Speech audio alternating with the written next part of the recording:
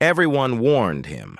Not loudly, not dramatically, just enough to be ignored. They said it casually, in passing, with half-serious tones that didn't feel urgent. Be careful. Slow down. Think about it. He heard all of it. He just didn't listen. Because when you're young, warnings don't sound like protection. They sound like limitation. And he didn't believe his story would end the same way as everyone else's. He believed he was different. He always had. From the outside, nothing looked wrong. He was intelligent, calm, driven, the kind of person people trusted. He didn't rush decisions. He didn't act impulsively. At least, that's what it looked like. But beneath the surface, there was something else. A quiet certainty. The belief that he understood things better than others. That he saw patterns they missed. That he could handle risks others couldn't. When people warned him, he didn't hear concern. He heard fear. And fear in his mind was something meant to be overcome, not respected. It started small, a choice that didn't seem dangerous, a decision that felt logical at the time. Others questioned it, not strongly, not urgently, just enough to plant doubt. But doubt never lasted long with him. He always had an explanation, a reason, a justification. He told himself he had thought it through, and technically, he had. He had analyzed every angle, calculated every outcome. What he didn't calculate was himself, because intelligence doesn't protect you from blind spots. It often creates them. The more people warned him, the more confident he became. Warnings turned into noise. Advice turned into background sound. He began filtering reality through one assumption.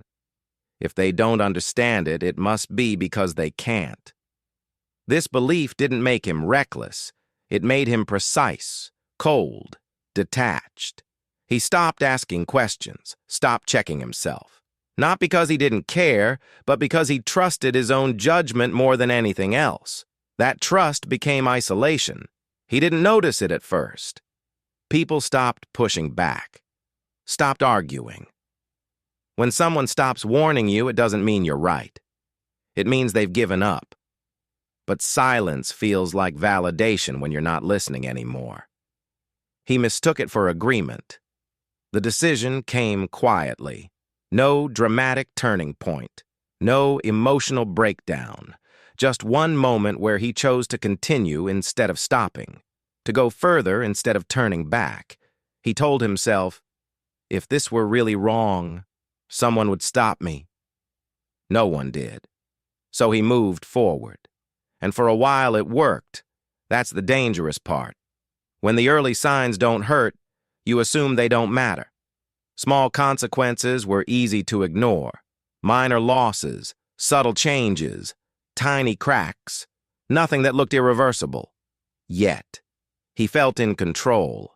Still convinced he was ahead of the curve. Still convinced the warnings were exaggerated. But reality doesn't punish immediately. It waits. And when it acts, it doesn't explain itself. By the time he realized something was wrong, it wasn't obvious.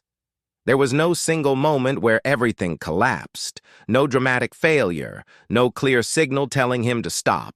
Just a slow, quiet shift. Opportunities stopped appearing. People became distant. Conversations lost warmth.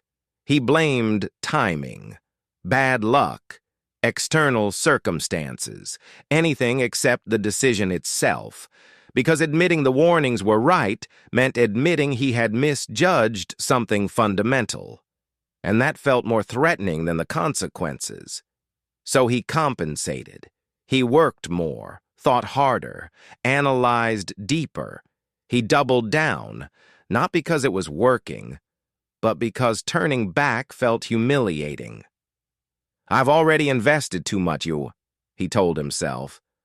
Stopping now would make everything pointless. This is where most people truly get stuck. Not at the first mistake, not at the warning, but at the moment when pride becomes heavier than truth. Sunk cost slowly turned into identity. He was no longer protecting the decision. He was protecting his self-image. The idea that he might have been wrong felt worse than continuing down a failing path. Over time, the consequences stopped being subtle. What once felt manageable became exhausting. Relationships strained, trust eroded, support faded. People didn't argue with him anymore. They didn't warn him anymore. They simply stepped back. And silence once again felt like confirmation. He told himself they didn't understand, that they were impatient, that he was just ahead of them. But deep down, something had changed. He started feeling pressure instead of confidence, tension instead of clarity. Every decision required more effort than before. Every step forward felt heavier. The path that once felt open began narrowing. Options disappeared quietly. Not because he failed dramatically, because he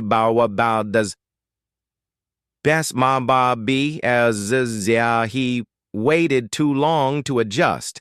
When things finally broke, they broke without spectacle. No public collapse, no clear ending, just the realization that there was no easy way forward anymore. He looked back, not at the final moment, but at the earlier ones. The pauses. The hesitation in people's voices. The warnings disguised as casual comments. They weren't trying to control him. They weren't trying to limit him. They were trying to slow him down long enough to see what he was missing. Not because they were smarter, but because they were less attached to proving themselves right. The most painful part wasn't the loss. It was the timing. He didn't lose everything at once. He lost it gradually. So gradually that he never fought back. By the time he understood the cost, there was nothing left to undo. This is what no one talks about. Ignoring warnings rarely ends in chaos. It ends in quiet regret. The kind that doesn't ruin your life overnight, but reshapes it permanently. He still thinks about the moment he could have stopped, the moment he could have listened. Not because listening would have guaranteed success, but because it would have preserved choice. Warnings don't exist to scare you. They exist to give you a pause, a moment to step back, a chance to question certainty, a chance to decide with clarity instead of ego. Everyone warned him. He didn't listen, and the cost wasn't failure. It was realizing, too late, that the outcome was never inevitable. What hurt the most wasn't the damage itself.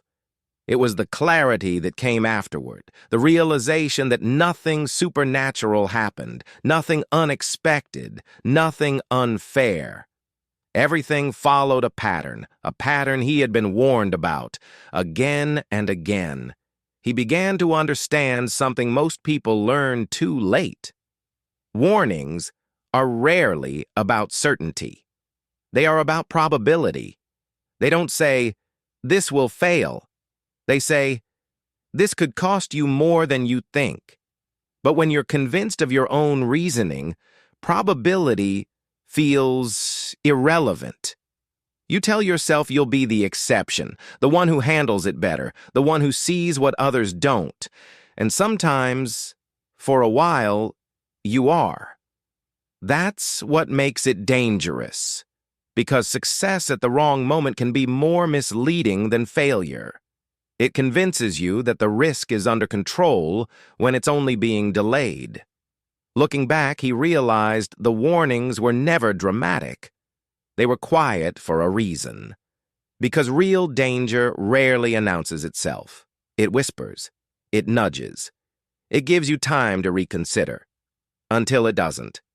The difference between those who recover and those who carry regret forever is rarely intelligence. It's timing. Listening early is easier than correcting late. Everyone warned him, and for a long time, He believed ignoring them was strength. Now he understands the truth. Ignoring warnings doesn't make you brave. It only makes the lesson harder.